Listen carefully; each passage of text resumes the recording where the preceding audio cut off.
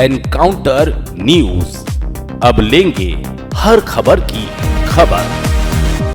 भोपाल से एक ऐसा फैसला आया है जिसने राज्य के नगर निकायों और जल व्यवस्था पर सीधा प्रहार किया है। राष्ट्रीय हरित अधिकरण एनजीटी ने मध्य प्रदेश के कई शहरों में दूषित पेयजल की आपूर्ति को नागरिकों के जीवन के अधिकार का गंभीर हनन मानते हुए कड़ा आदेश पारित किया है।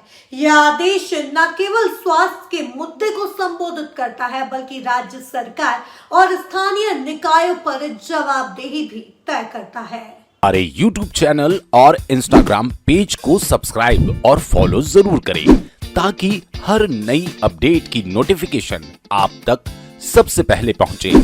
संपर्क कर सकते हैं।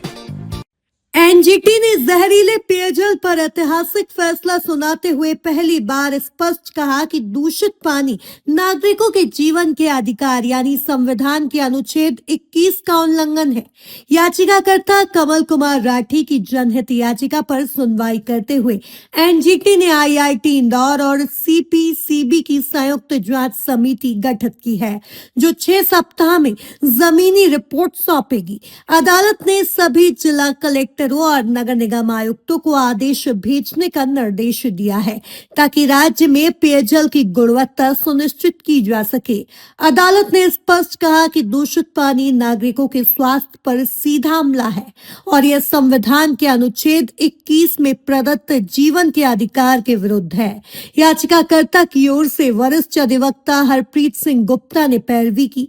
उनके साथ सहयोगी अधिवक्ता प्रतिपाल सिंह गुप्ता, नैन्सी चतुर्वेदी, चिन्मय सिंह कुल्हारा और सृजन जैन उपस्थित रहे।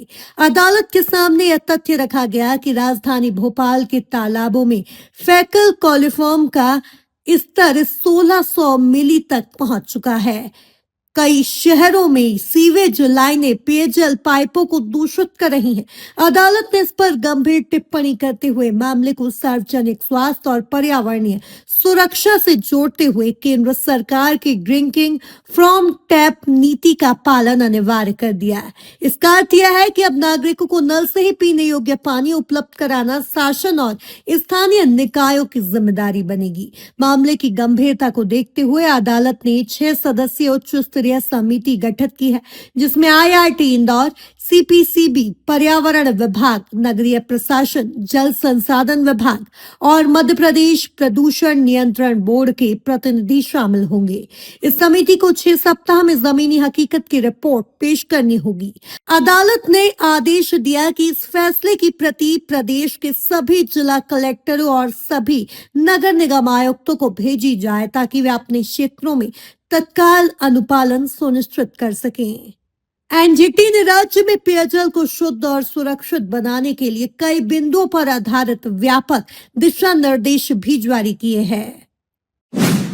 MIS और 24/7 water app, GIS mapping of water व सीवेज नेटवर्क, एरेशन व क्लोरिनेशन अनिवार्य, ओवरहेड टैंकों की नियमित सफाई, पाइपलाइन लीकेज की युद्ध स्तरीय मरम्मत, जल स्रोतों से अतिक्रमण हटाना, मार्च जुलाई में निर्माण कार्य पर रोक, वाटर रिचार्जिंग पुनर्जीवन योजना, रेन वाटर हार्वेस्टिंग अनिवार्य, नागरिकों के लिए डूज एंड डोंट्स, सभी डेयरियां शहर से बाहर 4 माह में शिफ्ट, मूर्ति विसर्जन पर पूर्ण प्रतिबंध, सभी कनेक्शनों पर मीटरिंग,